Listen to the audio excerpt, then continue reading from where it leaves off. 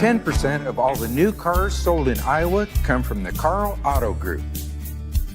Our neighbors trust us to have the largest selection and the highest standards. To our current customers, thank you.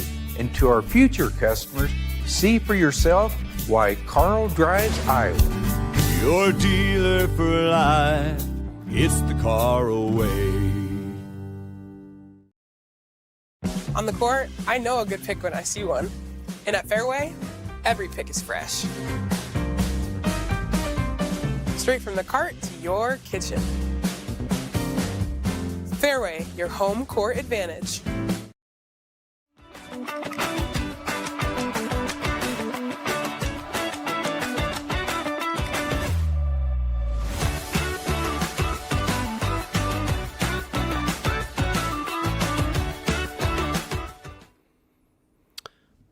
What is up?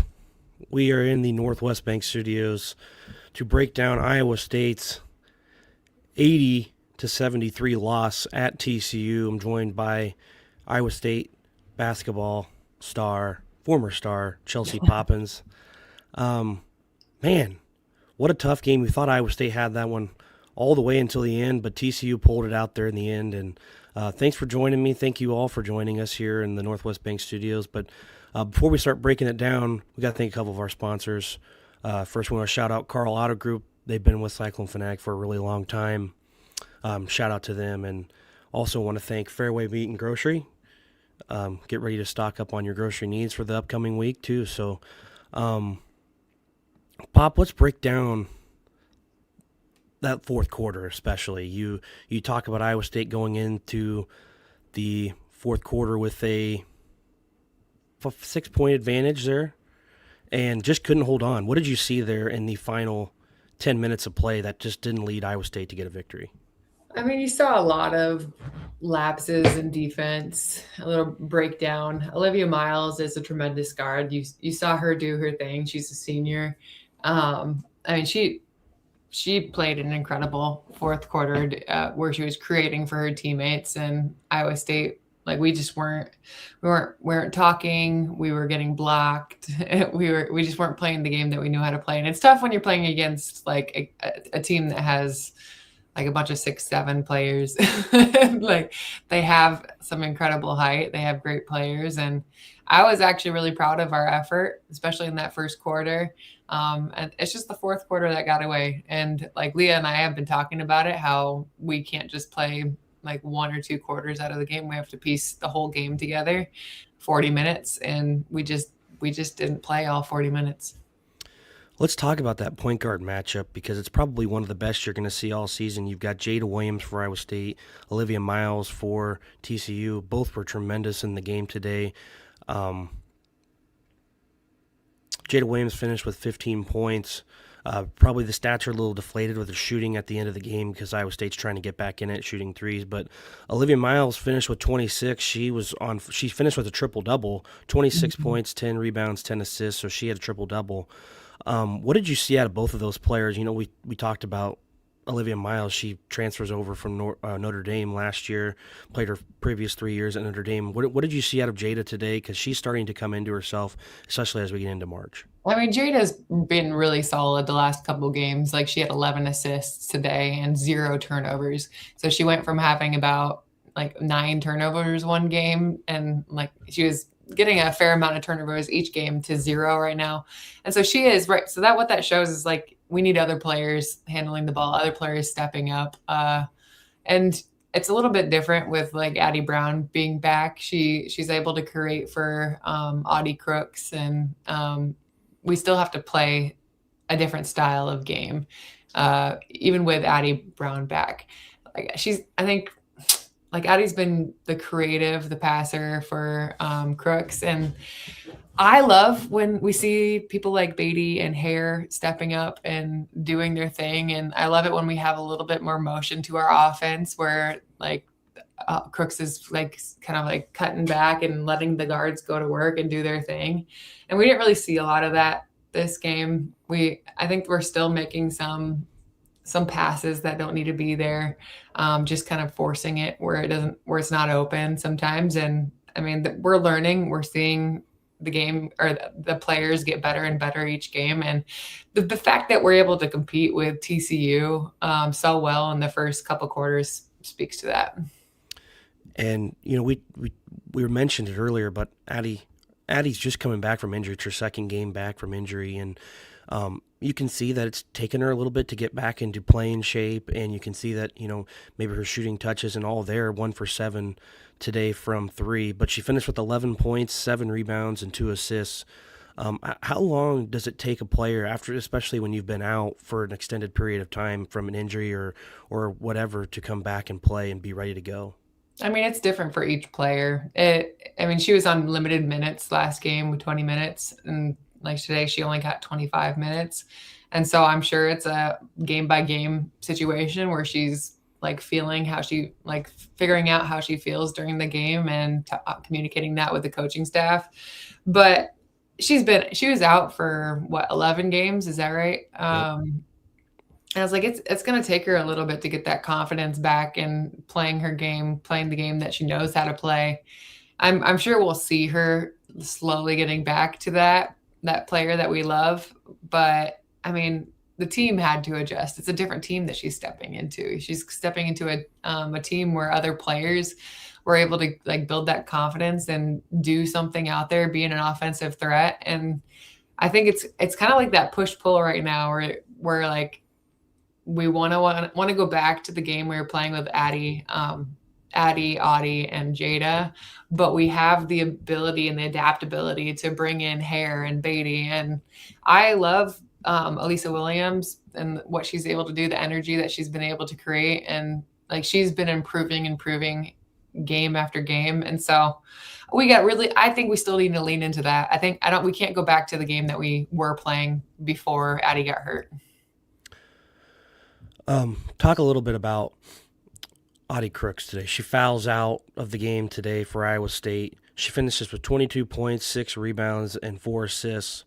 One of the things that I've really picked up on her over, especially this year alone, is she's learning how to play with more length on her. Today we saw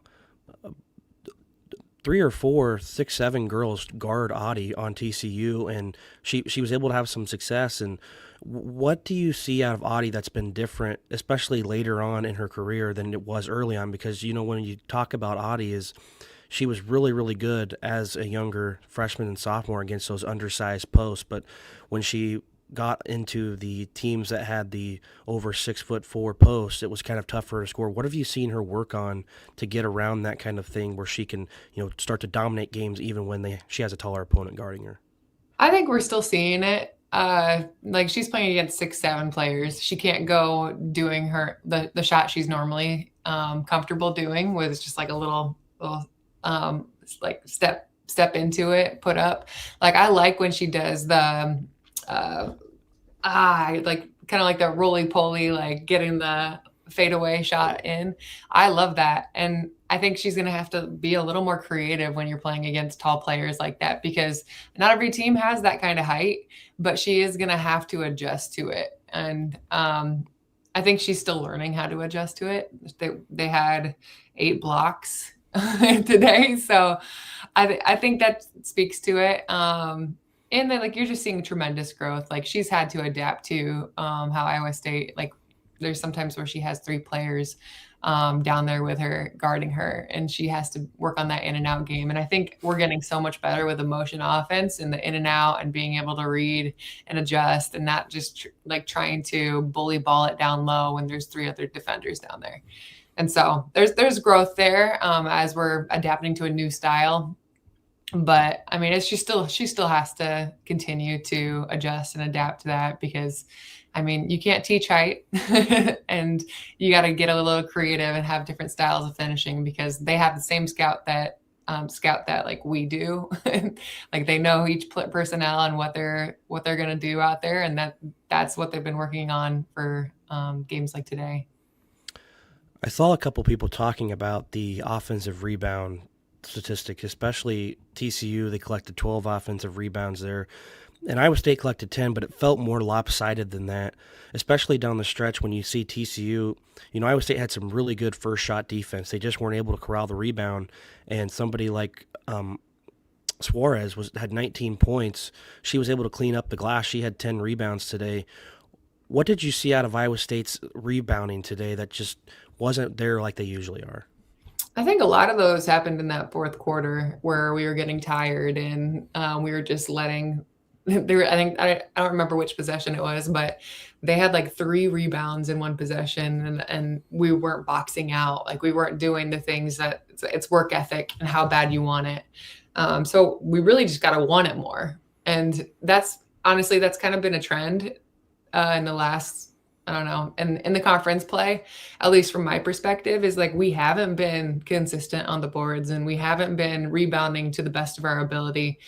Certain players have, but like we still got to continue to get better, and we have to box out 6'7" players, 6'3" players. I think Marta Suarez is 6'3", and Kennedy Basham, offensive boards, 3 offensive boards, and she's 6'7". That takes energy, that takes work to get them off of the basket so that our players can get in there and get it.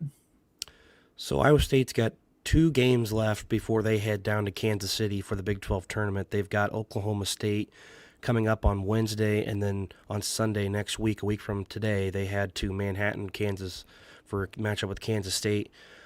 Iowa State's going to be in the tournament, we believe, with all the work they've done in the non-conference. The win over Iowa is going to be winning today would have definitely helped that. It would have definitely helped. And honestly, it would have helped them get away from that 8-9 seed line, which is a tough seed line, especially when you're looking at who the 1 seeds are going to be. Yeah.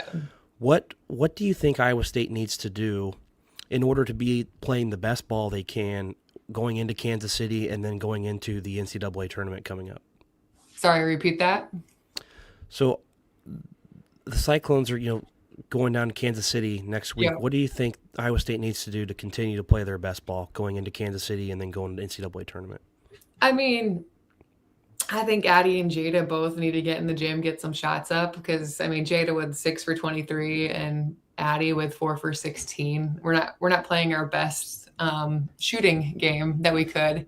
So that's an area. Rebounds, working in practice, boxing out the scout team, not letting the scout team take over, things like that. Effort plays. Playing all 40 minutes is an effort type of thing.